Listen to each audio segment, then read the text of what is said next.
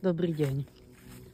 Dnes je 29. augusta a ja som sa rozhodla, že vám natočím tretí diel alebo pokračovanie videa, ktoré som vám sľúbila, pestovanie zemiakov v sene. Natočila som jednotku, to bolo o tom, ako teda pripraviť tú pôdu alebo to seno, do ktorého potom tie zemiaky sadíme, vkladáme.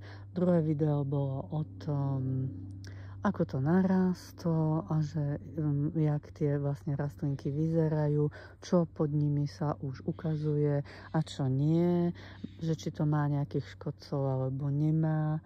A vlastne to bola tá druhá časť a teraz je vlastne časť o tom, kde vlastne som vám sľúbila, že vám ukážem, alebo ja som teda sama zvedavá, že či to vôbec prinieslo nejakú úrodu a že či z toho vôbec niečo je, či sa to vôbec vyplatí a tak ďalej. Ja sa priznám, a hej, tak to vyzerá, vlastne boli to dva pásy. Zaujímavé je, že jeden pás, ktorom som pestovala, tak je taký zelenší. Vidíte, jedno políčko. A to druhé políčko je také, že tie rastlinky už ako keby zostarli alebo začali tak chradnúť. Ja teda nie som veľká pestovateľka, čo sa týka zemiakov, a zemiaky som nikdy nepestovala. Toto je prvýkrát v mojom živote.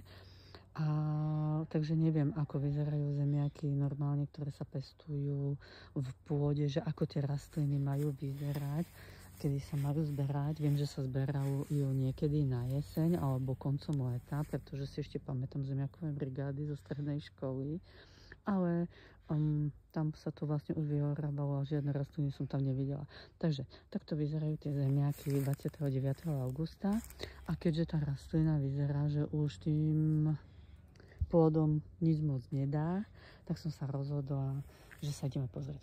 Tuto, keď sa pozriete, tak ja som už priebežne kontrolovala. Už som si aj nejaké zemiačky vykopala pred týždňom.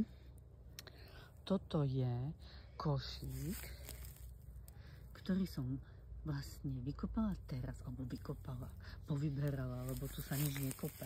Hej. To som povyberala teraz spod jednej rastliny. To znamená, že z jedného zemiaku sa mi urodilo toľko zemiakov. Vidíte, sú tam aj maličké, sú tam aj veľké, krásne zemiaky. Ináč tie zemiaky, čo som pred týždňom vybrala spod dvoch rastlín, tak tie boli úžasné. Varili sme si ich a fakt výborná chuť. No a teraz mám tu na takúto rastlinu. Vidíte, že tu je už, vyzerá, že už asi sa jej moc dariť nebude. Takže my sa teraz spoločne pozrieme, a čo bude pod touto rastlinou. Hej? Takže v podstate vidíte, ide to úplne jednoducho. Toto je vlastne jedna rastlina a keď sa pozrieme, tak pod tou rastlinou sú ešte ďalšie zemiaky. Vidíte to? Je dosť možné, že možno, teraz si nie som istá, že ak by som nechala, čo ja viem, ešte 2 týždne, či by tie zemiaky možno by ešte rástli, možno nejaké ešte nechám, nebudem to vlastne vyberať všetko, a niektoré ešte nechám, možno ešte dlhšie, ale zase bojím sa, aby neprišli veľké dažde a aby mi to nepohnilo. Hej, že možno, že by z tých malých zemiačkov ešte niečo vyrástlo. Vidíte? Tak takéto zemiačky krásne, čisté,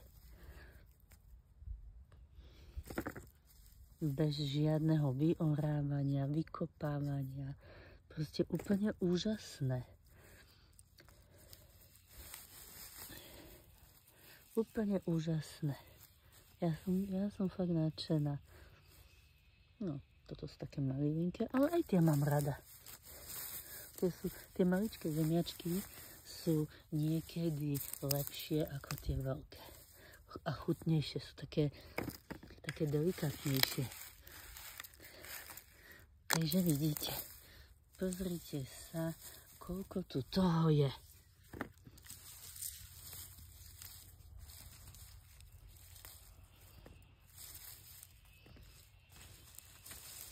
Z jedného zemiakov, koľko zemiakov. Jednak mám z toho radosť, že sa mi to takto podarilo. A druhá vec je, že no vidíte, ako je to cuna. Ja neviem, možno, že keby som to nechala,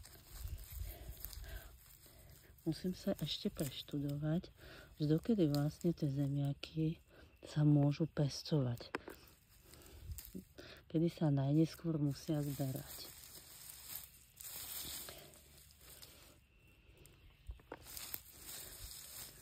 No. Takže toto je jedna rastlina. No. Toto je jedna rastlina. A teraz sa pozrieme ešte na nejakú rastlinku, takú zelenú, krásnu, napríklad tu na, čo sa nám skrýva pod takouto rastlinou.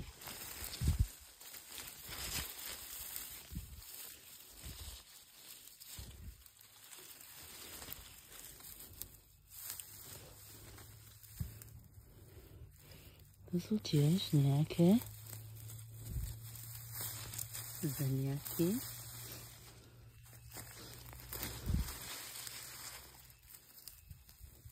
Toto je pravdepodobne starý zemiak.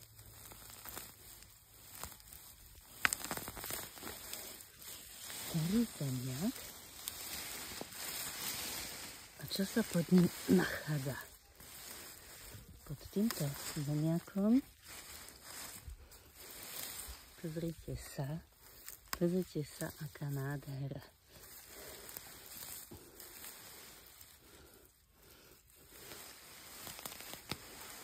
Pozrite sa pod jednou rastlinou, čo všetko sa nachádza.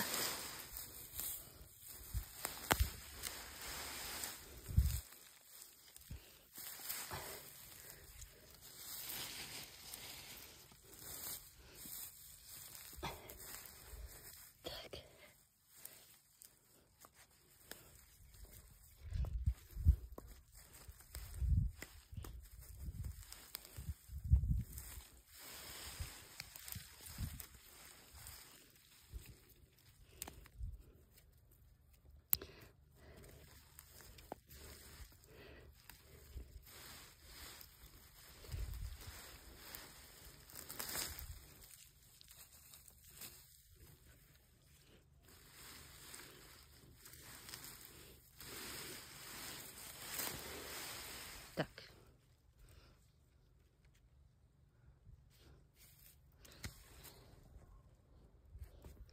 Takže vidíte, že sa to vyplatí. Vyplatí sa, pretože z jedného zemiaku mám asi 20 zemiačkov.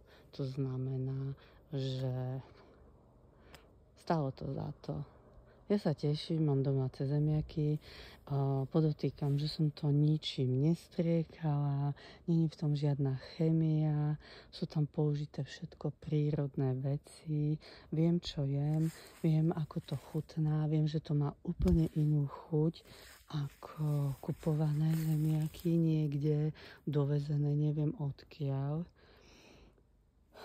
Keď ten zemiak rozkrojíte, je krásny žltučký.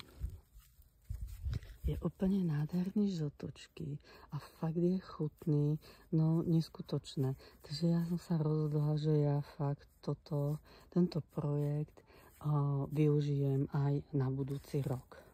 V podstate, keď celé toto políčko jedno druhé pozbieram úrodu, tak neurobím nič iné, iba Budem na to dohadzovať zase ďalší, dá sa povedať, odpad do záhrady. To znamená, že keď mi paradajky dozrú, keď vlastne skončia, tak všetko, čo by som nahádzala na kompost, tak nahádžem to na toto políčko a vlastne nechám to cez zimu tak. Urobím sa mi z toho zase krásny kompostík, na ktorý zase na jar potom dám novú vrstvu sena a zopakujem presne to, čo som urobila v prvej časti na jar. To znamená, pripravím zasa nové podmienky na sazdenie ďalších zemiakov.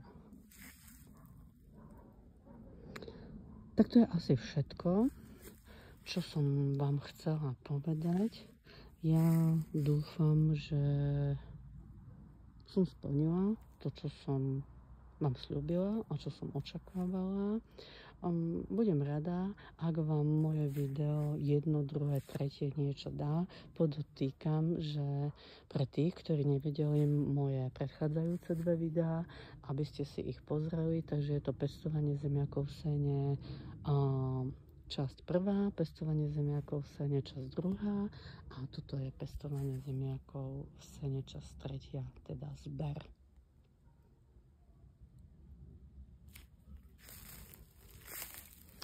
Majte sa krásne.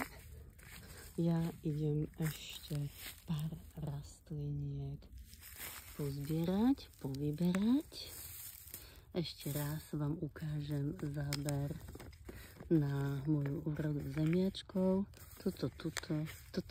Táto velikánska miska je v podstate spod 2 rastliniek, to znamená z 2 zemiačkov. Tak pekný deň prajem. Majte sa krásne. Snáď pri ďalšom videu zasa.